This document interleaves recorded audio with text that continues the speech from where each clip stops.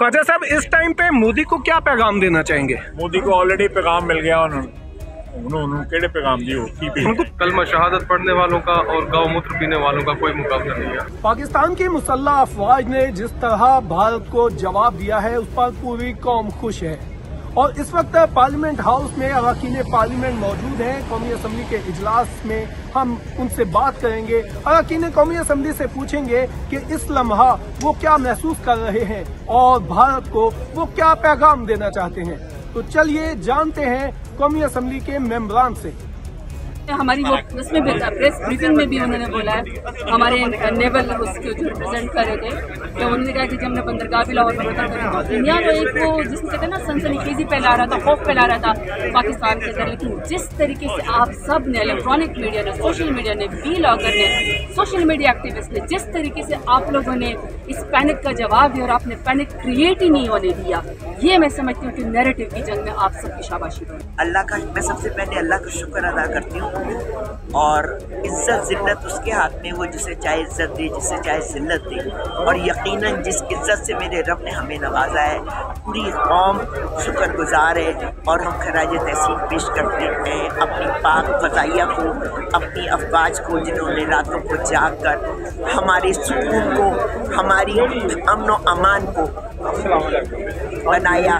और सबसे बड़ी बात कि मैं भारत को ही पैगाम देना चाहती हूँ कि हम पुरअमन लोग, हम दहशतगर्द नहीं हैं, हम मुसलमान हैं, पुरअमन हैं। हमारी अमन पसंदी को हमारी कमज़ोरी ना समझा जाए।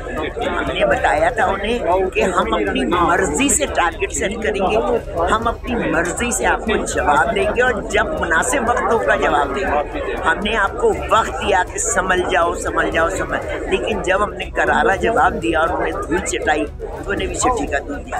हमारी फौज मुसलसल पैगाम दे रही थी कि हमारी अमन की पॉलिसी को हमारी कमज़ोरी ना समझा जाए, लेकिन ऐसा नहीं हुआ और दुनिया ने भी, उसने पानी बंद कर दिया, कुछ नहीं कहा, उसने ड्रोन की बरसात कर दी, कोई नहीं बोला। फिर जब रात में उसने मिसाइल हमारे रहीम यार खान पे और नूर खान बेस पे और जाम शुरू पे इस तरह से किए, तो फिर बहुत ज़रूरी हो गया था। लेकिन हम उससे पहले हमारे DG ISPR ने बहुत तहम्मुल से एक प्रेस कॉन्फ्रेंस की थी, जिसको कि at the time of war मैं समझती हूँ कि बहुत ही एक अच्छी प्रेस कॉन्फ्रेंस कहा जा सकता है, जिसमें तमाम सबूत पेश किए थे कि ये 3 दिन से ये कर रहे हैं दहशतगर्दों के नाम पे।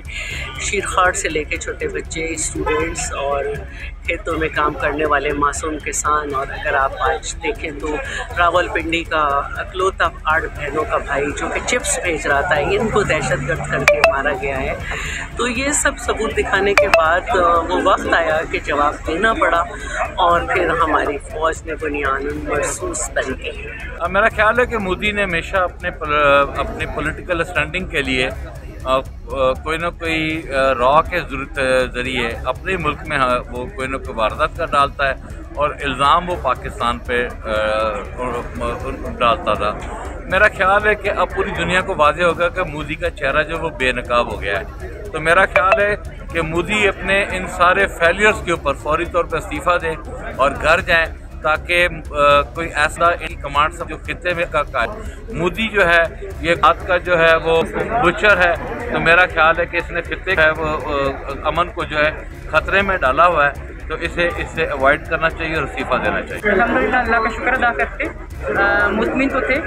पाकिस्तान के ऊपर अल्लाह मियां ने एक मखसूस जो है वो करम किया हुआ, ये ब्लेसिंग्स हैं और इसी की दुआएं हैं पाकिस्तान के साथ कि हमारे ख्वाह जितने भी इख्तलाफात हों और हम ख्वाह किसी के साथ मिल बैठ के ना भी बात करते हों, लेकिन जब बात आती है हमारे मुल्क के दिफा की, जब बात आती है मुसलमानों के लिए जिहाद की, तो वो अपना सब कुछ भुला के, यहाँ तक कि अपने माल असबाब और अपने बच्चों को पीछे रख के वो कहते हैं कि हम इस जिहाद का जो है हिस्सा बनने जाएंगे। और जिस ग़ज़वा हिंद का जो हमारे जहनों में कॉन्सेप्ट है, वो हर बंदा ही समझ रहा था कि शायद अगर ग़ज़वा हिंद हो गया तो हम भी इसके अंदर जो है पार्ट लें और हम सीधे जन्नती हों। लेकिन ये पैगाम मैं देना चाहूँगी उन तमाम दुनिया के दूसरे ममालिक को जो पाकिस्तान के ऊपर बुरी नज़र रख के बैठे हुए हैं और जिन्होंने शायद अगर इसको टेस्ट केस के तौर के ऊपर अगर इंडिया को इस्तेमाल किया है पाकिस्तान के ख़िलाफ़, और उनको ज़रा संभल जाना चाहिए। वो याद रखना चाहिए कि बेशक पाकिस्तान के पास पैसे नहीं है, लेकिन उसके पास वो ऐसी पावर है जो दुनिया के किसी और कौम के पास नहीं है। अल्लाह ताला ने हमें सर बुलंद करना था, उसने मेहरबानी की है और कौम जो है सर बुलंद हुई है। हमारी अफवाज का लोहा जो है सारी दुनिया में इस वक्त जो धक्का बज रहा है लोहा माना गया है। इस बहादुरी के साथ हमारी ये फौज लड़ी है और उन्होंने 2-3 घंटों के अंदर जो है हिंदुस्तान के खिलने के अल्लाह ताला हमारे मुल्क को कौम को मजबूत करे, हमारी हिफाजत करे, हमेशा इसी तरह हौसला। इससे पहले तो मैं पाक फ़िज़ाइया को और पूरे पाकिस्तान के अवाम को मुबारकबाद पेश करूँगा कि जिस तरह से हमारे शाहीनों ने जाके इंडियन राफेल गिराए हैं तो उनके लिए बहुत बड़ी शर्मिंदगी की बात है। कल को जो मीडिया मोदी साहब की सपोर्ट में था तो मोदी साहब को ये बताना चाहूँगा आज वही मीडिया आपसे इस्तीफ़ा डिमांड कर रहा है। आपको ये बताते चलूँ कलमा शहादत पढ़ने वालों का और गौ मूत्र पीने वालों का कोई मुकाबला नहीं है। हमारा जज्बा, हमारे पास जो ताकत है पाकिस्तान की अफवाज की सूरत हाल में या पाकिस्तान के नौजवानों की सूरत हाल में, तो ये मैं ये समझता हूँ कि पूरे पाकिस्तान में या क्या पूरी दुनिया में किसी और मुल्क के पास ये जज्बा नहीं है, क्योंकि हमारा ईमान है कि हमारी असल ज़िंदगी मरने के बाद है। और अल्हम्दुलिल्लाह हर पाकिस्तानी की ये ख्वाहिश है कि वो अगर वतन के लिए शहीद हो जाए तो इससे बड़ा क्या एजाज़ हो।